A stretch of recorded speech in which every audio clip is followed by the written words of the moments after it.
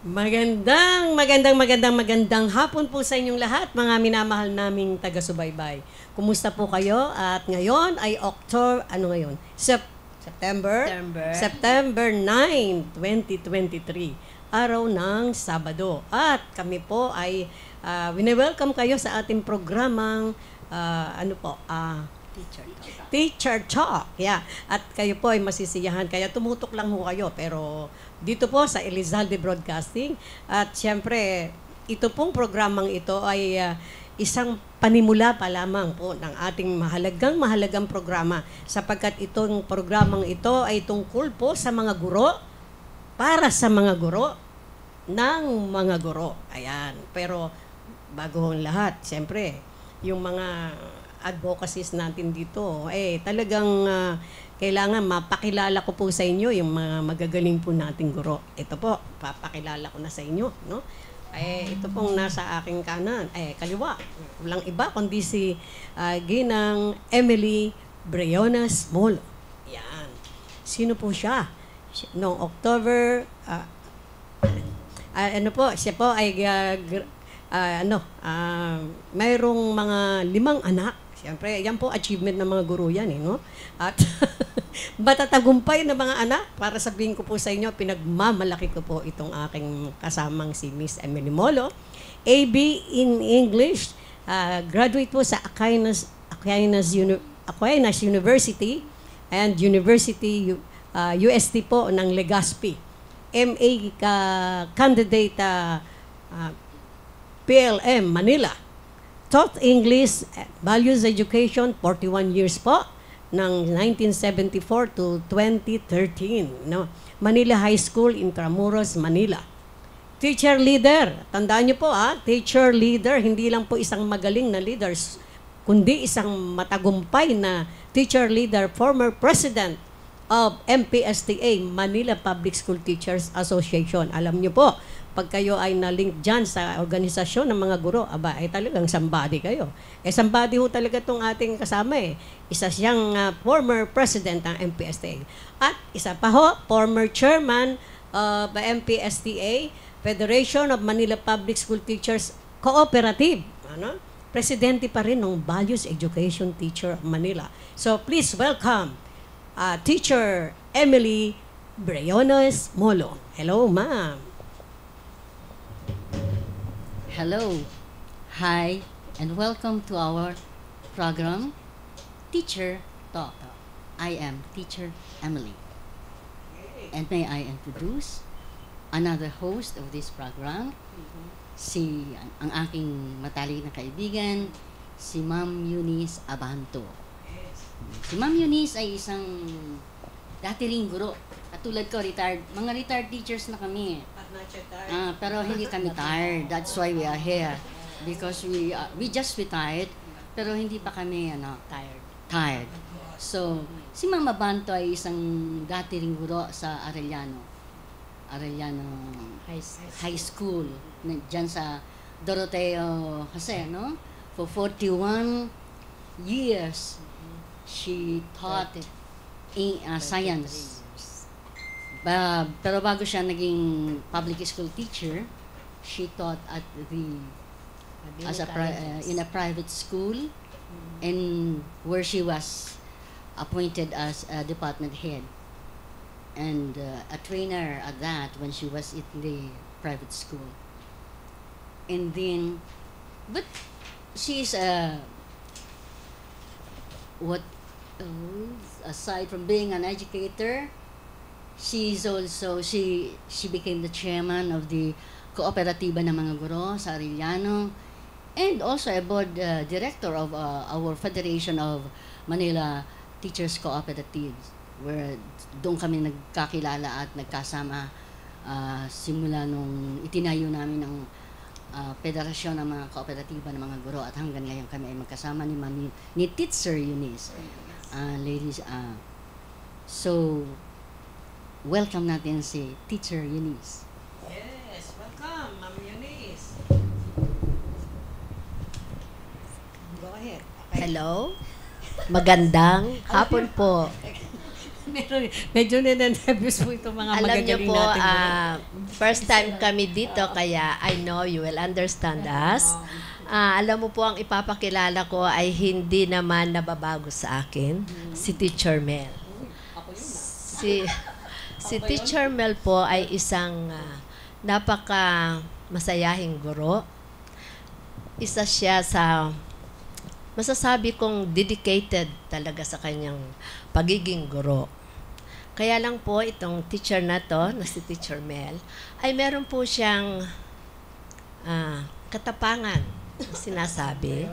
Pero po yung katapangan niya ay isang, pwede nating sabihin kanyang napakagandang ugali dahil yun ay nagiging dahilan para ang kanyang mga estudyante ay talaga pong mag-aral. At yun po ay kanyang ipinagpapasalamat dahil napakarami niyang natulungan sa kanyang pag-uugali. And siya po ay isang board member ng MPSTA. At alam niyo po kung anong MPSTA. Manila Public School Teachers Association. Ibig sabihin, siya po ay talagang hindi lang nagtuturo sa loob ng isang school room, but rather, siya po ay nagiging gabay ng ibang mga teachers, lalo na sa iba't ibang usapin na nagkakaroon ang mga guro. Gayun din po, siya po ay naging delegate at pinalad na makarating sa iba't ibang bansa.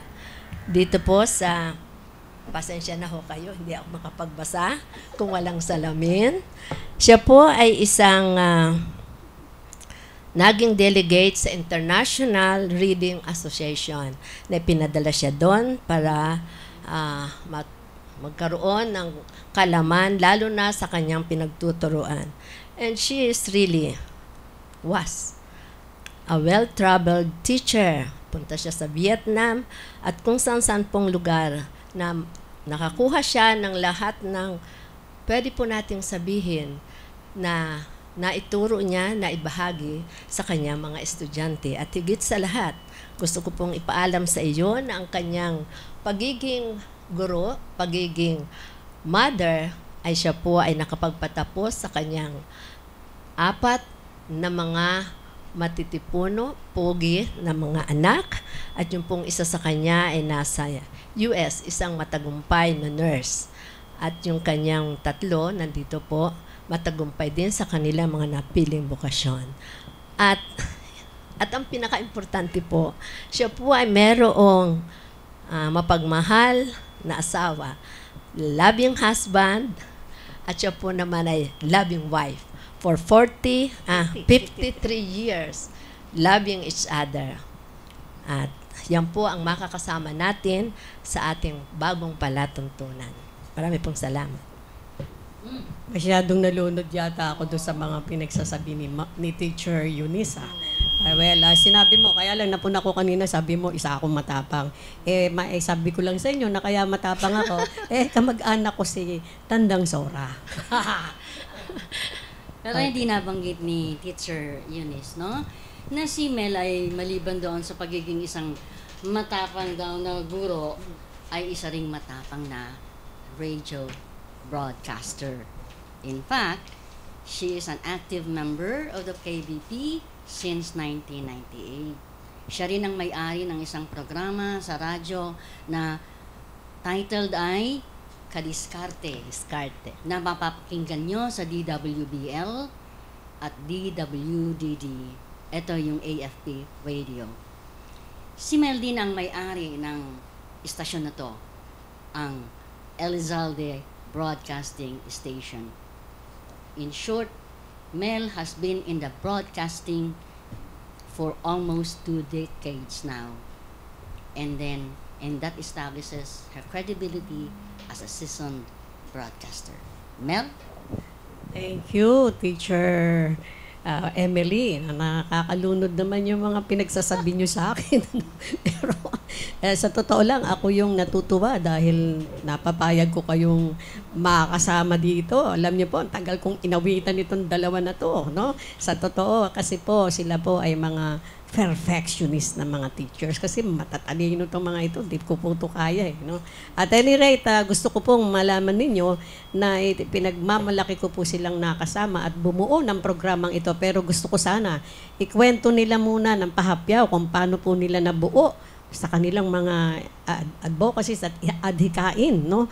Ang programa. Ito po, kikwento na yung ating dalawang guro. Abam? Okay. Teacher Talk. Ito po ang titulo ng aming programa. Teacher Talk. Ano ho ba ito? Ito ay isang programa para sa mga guro, tungkol sa mga guro, ng mga guro. For the teachers, of the teachers, and by the teachers. Kami yon. Bakit namin naisipan magkaroon ng programa para sa mga guro? Ito yung napakagandang sinulat. No? Dahil sinasabi na, behind every successful man or woman are dedicated teachers who provided the foundation of his or her skills, knowledge, and values that brought him, her to where he or she is now. So, sa bawat tao, merong isang guro na kahit papano ay naka-influence sa kanya kung ano man siya ngayon. Yung pagkatao ng bawat isa sa atin ay binuo ng isang guro. Huwag nating kalilimutan yan. Lahat tayo ay dumaan sa kamay ng isang guro. Ikaw man ay isang presidente ng isang nasyon, doktor, lawyer, accountant, engineer, you would not have become such kung hindi ka dumaan sa isang guro. Kaya nga, bayani ng bayan ang mga guro. Bayani nga ba? Totoo yan. Well, Teacher Eunice, ano yung masasabi mo sa sinabi ni Teacher Emily? Okay. Tinatanong ko lang, bayani po nga ba ang mga guro? Sinasabi natin na ang mga guro sa ngayon ay bayani ng ating henerasyon. Paano naging bayani ang mga guro? Yan po ay ating tatalakayin sa ating programang Teacher Talk. Pero napakaganda ng ating mga panukala o yung mga sinabi natin tungkol sa ating mga kaguruan, ano? Dahil ito na nga ang talagang katangi-tanging programa na siyang maglalahad. Kasi para tayong na ano yata nakalimutan ng mga kapwa natin dahil sa totoo lang kasama po tayong mag-build sa ating mga estudyante, di ba? Magmula sa kanilang tahanan papunta sa eskwelahan. Tayo ang naging second parents, right? Teacher Emily and Teacher Eunice, no? At siyempre kasama ang ating gobyerno at ang ating mga simbahan. Di ba? Huwag nating kalimutan yan. Kaya nga ba, Teacher Emily, gusto ko kasing malaman nila yung Historia de un Amor ng pagkakabuo ng ating programa na to. Alam niyo po, ang laki ng paghihirap nitong dalawang guro na to na talagang matagal na pinaghandaan at talagang nag-research ng gusto. Ito, ibigay mo nga, ma'am, yung inyong konting yung umpisa kung bakit nabuo nyo sa inyong isipan na magbuo tayo ng programang ito. Okay. Bakit nga ba naisipan namin magkaroon ng isang... Actually, it did not start na maging programa. Nag-start ito sa isang, casual conversation. Nagbuo kami, 4 kami magkakaibigan, nagbuo kami ng isang chat group. Yan ang kagandahan ng sa social media, no? We can organize and we create such group. At during the pandemic, wala tayong pagkakataon magkita-kita.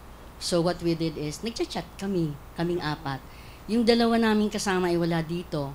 But later on, in the future programs, we will invite them to join us here. Siya ay si Josie Asistio.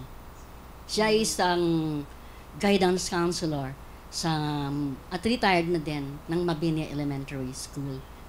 Siya ay naging director din o treasurer ba ng MPS FTA Mel, kasama natin sa Manila Public School Teachers Association. Isa pa doon sa kaibigan namin na kabalitaktakan namin o kausap namin sa aming chat group ay si Ma'am Cecil Concepcion. Siya ay isang doktor, naging DepEd, NCR DepEd supervisor ng HR doon sa ano. Pero nag-retire na siya. And kasama siya sa aming pag-uusap. And when we had that chat group, ang dami namin na pag-uusapan, lalo na yung mga kalakaran ngayon nangyayari sa lipunan. And specifically, of course, tungkol sa mga nangyayari sa mga kaguruan na kahit retired na kami, we had such concerns na bakit nangyayari yung mga nangyayari sa mga kaguruan. Parang napapabayaan at sabi namin sana mayroong programa na tumatalakay sa mga welfare ng mga guro. Katulad ng pag-uusap-usap natin ngayon, sana itong pinag-uusapan natin ito ay naririnig ng mga dapat makarinig at ng mga kaguruan para sila naman ay makasali. Diyan nabuo yung aming pagnanais na magkaroon ng isang sana ano. Wala. Hindi naman kami mga techie, ang tawag ba doon? Kaya hindi kami makaano sa social media. Fortunately, ito si Teacher Eunice at saka si Teacher Mel ay nagkita sa isang Ayan, alam niyo po itong aking kaguro sa Arellano High School, isang magaling na leader at isang magaling na science teacher. Nagkataon po nagkita kami doon sa patay na aming naging department head, no? At doon ako'y tuwan-tuwa na nakita ko siya. Oh, sabi ko, ikaw na nga mag-istorya, ma'am. Ma'am, ikaw na mag-istorya. Ang sabi po niya sa napakatagal naming hindi pagkikita, in-invite niya ako na kung pwede ay sumali ako sa kanyang programa. Ang sabi ko sa kanya, ano naman ang gagawin ko doon? Ako ay retired na. So, pero hindi ho niya ako tinigilan. Hanggang kami nitong sinasabi nga po ni Teacher Emily, na meron kaming mga pinag-uusapan. Sabi ko, bakit hindi natin gawin yung pag-uusap sa ating mga kaguruan na unti-unti nang nalilimutan, lalo na po ang mga retired teachers. So, nung kami po ay nag-decide na napakatagal na panahon bago kami bumuo nito kasi napakarami naming mga pag-aalinlangan para buuin ito. But then, yung sa amin pong tatalakay, na pag-isip namin, kailan pa when we cannot talk, then we cannot walk, and that is the time that we're going to do it. So kami po ay nagagalak, and we are so happy that we have decided to have this program and to share it with you. At dun sa ating pong mga kaguruan ay magkakaroon po sila ng kanilang programa na pwede silang maging bahagi at ng kanilang paglalakbay ng kanilang buhay. At lalo na, higit sa lahat, ang mga taong nakikinig ay makikita nila na ang teacher na ito ay ganun pa rin noon at ngayon. At yun po ang gusto namin ipakita sa inyo, ang kanilang mga kwento. So, ang ating mga inaasahan dito po sa ating Teacher Talk? Papaliwanag ni Teacher Emily. Ang programa pong ito ay hindi lang tatalakay sa mga issues and concerns that confront teachers now and then.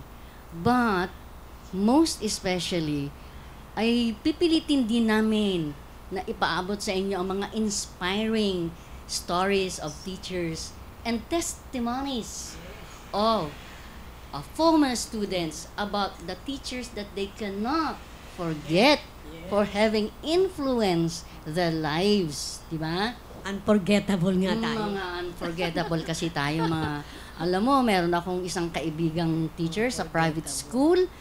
Hanggang ngayon, ang kanyang mga estudyante ay kinokontak siya. Ipinapasyal siya, pinapadalan siya kung ano-ano. Tinatanong ko nga siya kahapon, ano bang ginawa mo sa mga estudyante ngayon at hindi ka makalimutan? Sabi niya, hindi ko alam. Sabi ko, ang dapat pala nating interviewin ay yung mga estudyante. Bakit hindi nila, meron silang mga kaguruan na hindi nila makalimutan. So ito ang pipilitin namin ipaabot sa inyo. At ipaparating din namin sa inyo ang mga kalagayan ng mga kaguruan ngayon.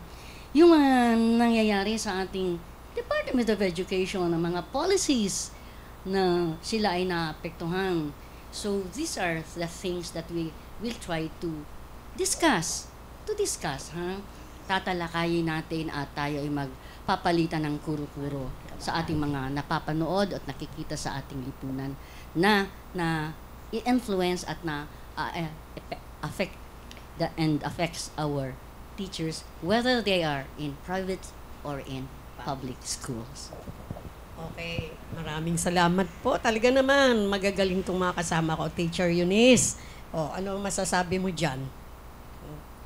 Tungkol dyan sa ating magiging topic, sabi nga ni ma'am, tatalakayin ang mga kwento, ano pa, mga issues tungkol sa mga guro. Ito nga po yung sinasabi natin kanina na para makita at maalaala, sabi nga po, stories that we have to let them know. Kasi wala na, hindi na po natin nakikita ang ating mga teachers ngayon. Yung lalo na yung mga retired teachers, nawawala na po sila sa atin. Kaya ang gusto po namin, kung inyong mamarapatin, ay kakaroon tayo ng mga programa na ipapakita po natin ang kanilang mga istorya. At samahan niyo po kami na maglakbay sa mga buhay ng ating mga guro. At hindi lang po mga guro. Kasama natin ang ating mga estudyante na magpapakita kung ano ang naging role ng kanilang mga teacher sa kanilang buhay. Sabi nga po, for every success and failure of the student, there is always a teacher behind. So yun po ang sinasabi natin na kung tayo man ay nandito, ay dahil po yan sa ating mga kaguruan. So, yan po ang gusto naming iparating na sana ay maging kabahagi kayo ng aming bagong programang ito na maipakita natin kung ano talaga ang isang guro. Bigyan meaning. At sana sa pamamagitan ng programang ito, mabigyan meaning yung sinasabi nila na ang mga guro ay bayani. Masasagot na yung tanong mo kanina, Yeah. Teacher Eunice. Yes. Bakit nga ba tinuturo niya bayani? Bayani nga ang ba mga sila? guro? Bayani nga ba sila? Sa mga nangyayari ngayon, di ba? Magsishare din tayo ng mga anecdote, ng mga stories, Yeah. kung ano na nangyari sa ating mga kasama sa profession na yan. Yeah. Meron kaming isang kilalang guro na meron siyang libro. Collection niya ng mga anecdotes. At ito yung mga real life stories of teachers. Nagtitinda ng ano? May mga nagtitinda lang po ng balot. Nagtitinda kung ano-ano. This book, we will bring the stories in this book to your attention para malaman ninyo kung ang ating mga bayani ay nabibigyan nga ba ng kaukulang pagpapahalaga bilang isang bayani, di ba? Bilang isang guro. Kasi kung hindi, sa dami-dami na mga programang napapanood natin sa TV, naririnig natin sa radio, wala pa kaming natatandaan na ito'y tumatalakay sa mga sa kalagayan ng mga guro. Wala lahat about politics, about sports, about religion, entertainment. But bakit walang programa tungkol sa mga guro? Sa ngayon, ang dami-dami nating nakikitang mga issues na lumulutang. Lahat yun ay affected ang ating kaguruan. Pero wala. Sana kung merong programang katulad nito. Pero ngayon, meron na. Meron na, Mel. Oo, dahil, ayan nga po, mga minamahal nating taga-subaybay, kaya nga po, walang sapat lang ang aking kasiyahan at kaligayahan nang napapayag ko po itong dalawang guro na to na magagaling, no? Kasi kung hindi po sa kanila, ay wala tayong maririnig tungkol dito sa napakagandang topic na sa mga darating na panahon, sa mga araw, ay mag-ari po kayong magtanong, isa sa ating pong programa na tatalakayin ng mga guro natin na talagang mahuhusay at nabanggit po ni Teacher Emily na kailangan. Parang nalilimutan na yung mga teacher no? Kaya po, alam niyo po, hindi naman natin pwedeng sabihin na tayo po ay kinakailangang maalala ng mga estudyante natin, no?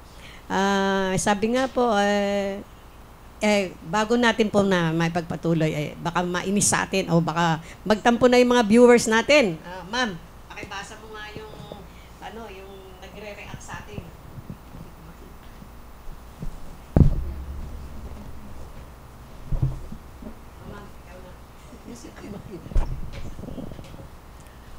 Eto, meron tayong viewer na ang sabi niya, watching you now. Congratulations. Thank you, Ma'am Sir Rodolfo Santo Domingo.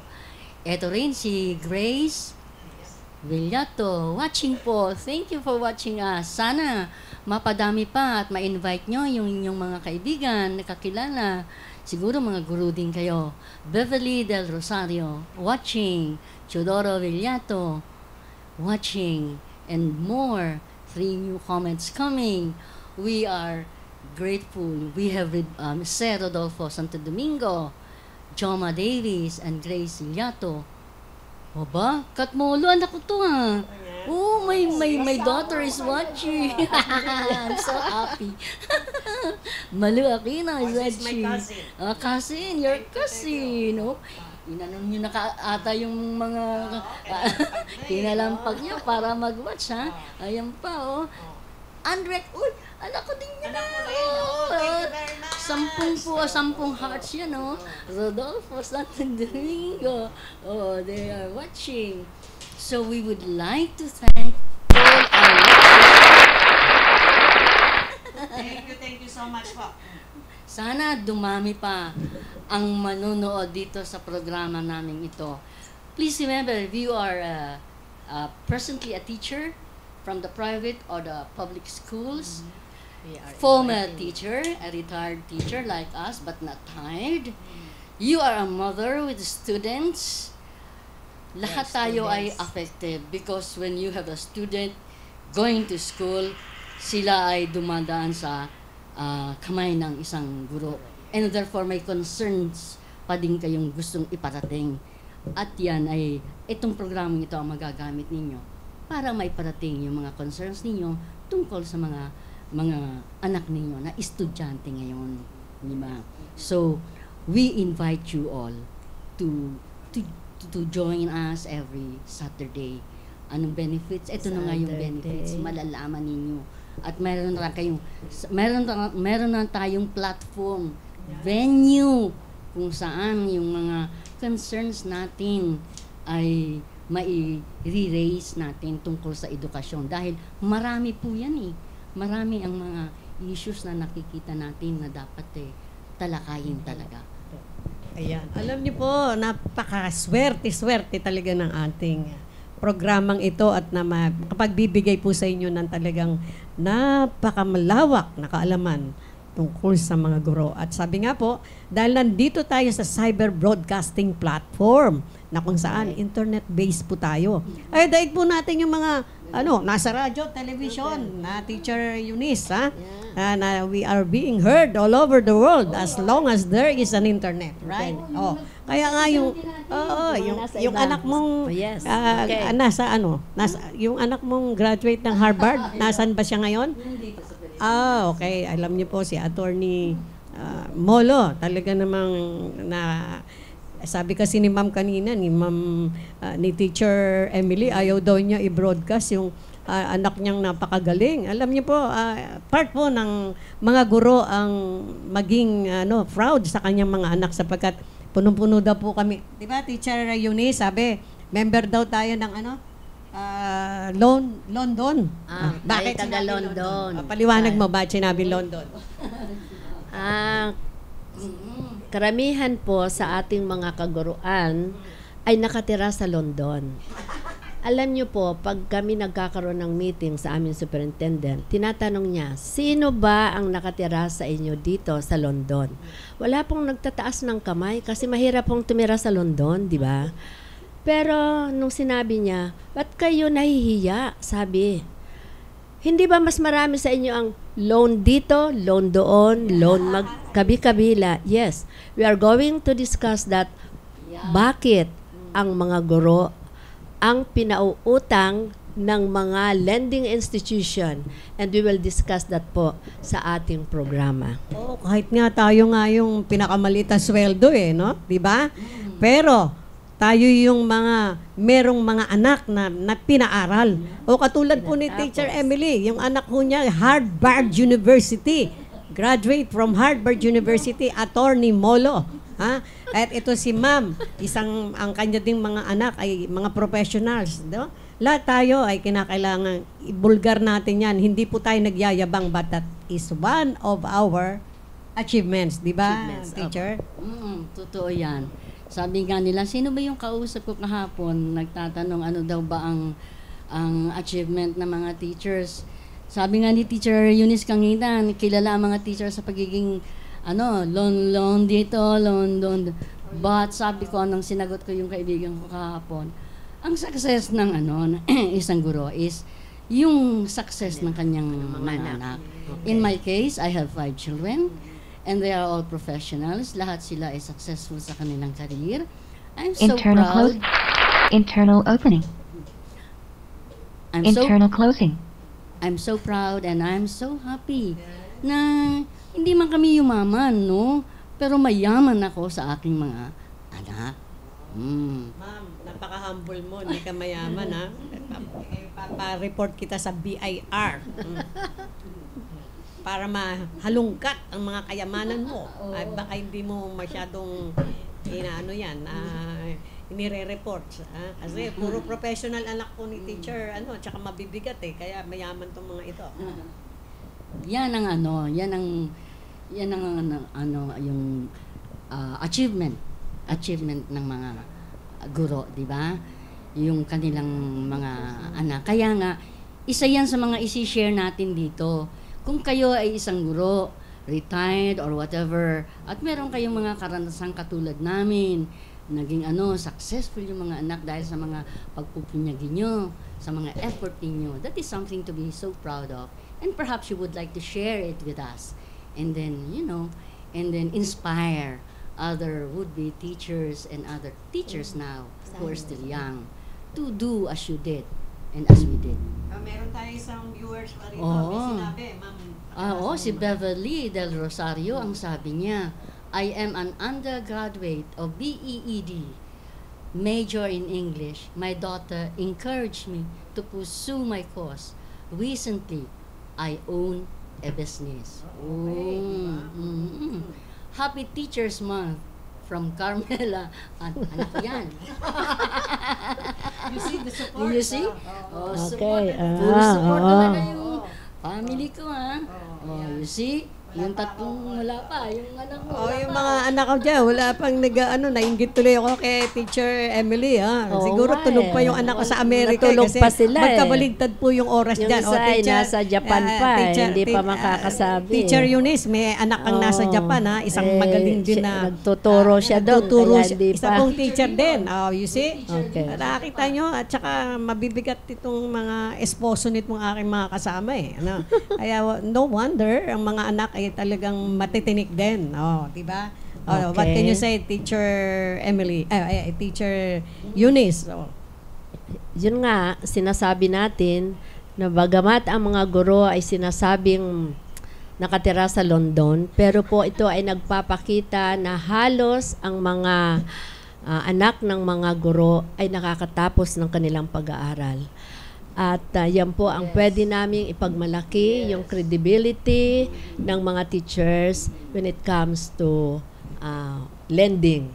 Kasi yung iba po ay sila na ang umaayaw na manghiram. Pero yung mga lending institution, mismo sila ang pumupunta sa mga schools at gusto nila ang kanilang mga teachers ay matulungan. With that, we are so happy and thankful for this lending institution na naging kabahagi ng mga teachers para maging matagumpay ang kanilang mga anak. Bagamat ang kanilang mga sweldo ay alam niyo naman po kung anong sweldo ng mga teachers. And we're also thankful for our government na sila ay nagiging kabahagi natin at nakikita nila at nadadaman nila sana ang ginagawa ng mga guro, lalo na po sa ngayon.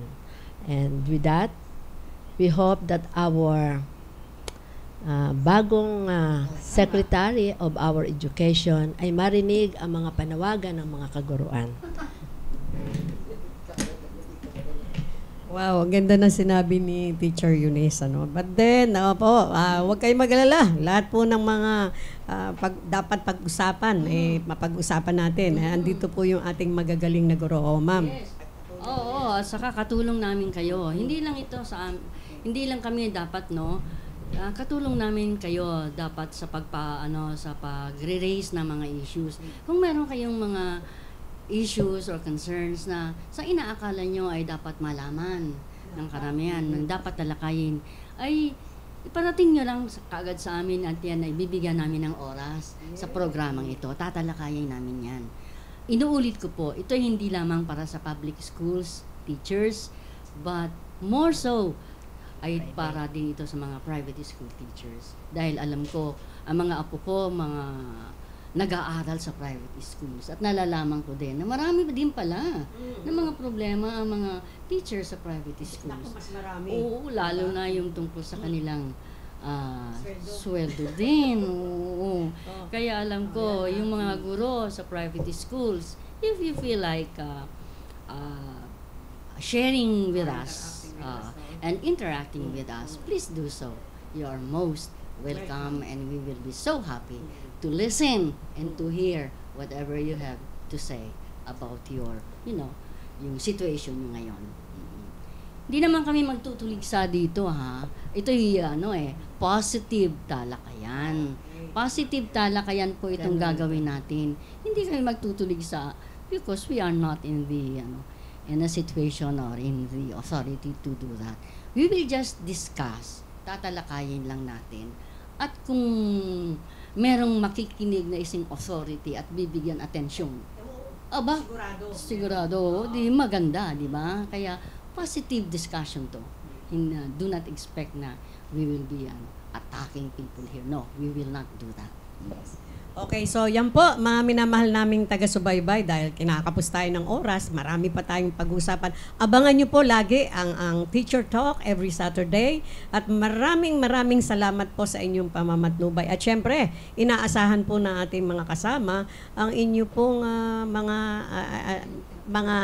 mga layunin o ano po yung inyong mga reaksyon, yes, na asahan namin. Sa susunod po, ang aming pong topic na ibibigay sa inyo ay i-announce na namin.